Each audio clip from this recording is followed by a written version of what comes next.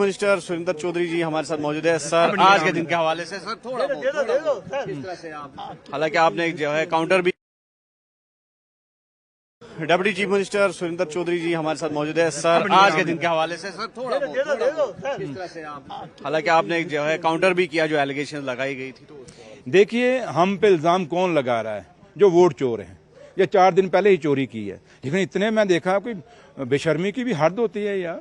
बंदा होता है कि मैंने चोरी की है, शर्म के मारे हफ्ता 10 दिन मुंह नहीं दिखाता, लेकिन ये आज ही सामने आ गए।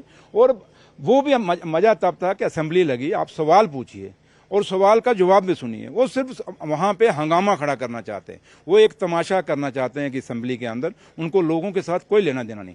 अगर उनको सही मायने में लोगों के साथ लेना देना होता तो मेरे सवालों का जो हमारे ऑनरेबल मिनिस्टर या हम जो जवाब देते हैं तो उनको जवाबों को सुनना चाहिए। वो बीच में ही कटाक्ष करना शुरू करते हैं। क्यों?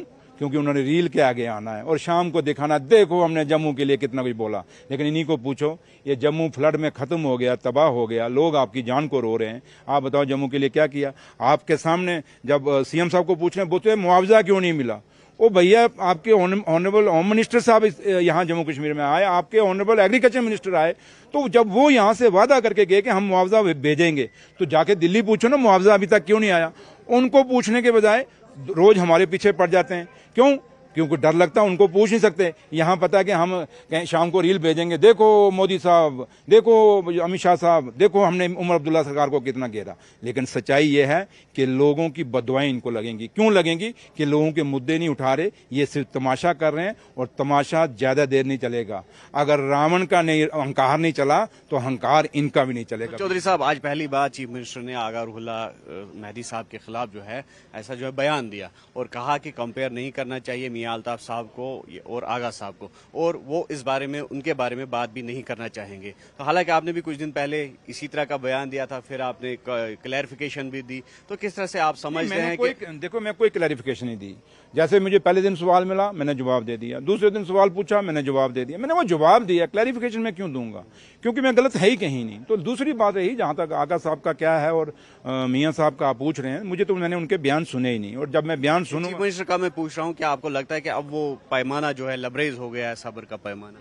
आज पहली बार सीएम साहब का दिल बहुत बड़ा है, और ये अब्दुल्ला खानदान है जनाब, शेख साहब से लेके डॉक्टर फारूक साहब से लेके उमर अब्दुल्ला साहब, ये बड़ा खानदान है। इस खानदान ने एक जमीन में पड़े हुए इंसान को आसमान तक पहुंचाया। कई एग्जाम्पल हैं, मेरी एग्जाम्पल सबसे सामने आपकी है कि एक वो आदमी जो एक बड़े छोटे परिवार, एक गांव से उठ के आया और उसको जम्मू कश्मीर का डिप्टी चीफ मिनिस्टर बना दिया। इसलिए ये अब्दुल्ला खानदान है, और अब्दुल्ला खानदान के अंदर वो एटीट्यूड नहीं है कि हम किसी से बदले की भावना ये रखते हैं। नहीं, ये हमेशा इन्होंने लोगों को पाला है, पोसा है, और मेरे जैसी एग्जाम्पलें आपके सामने हैं। मियां साहब के बयान को किस तरह से देखते हैं?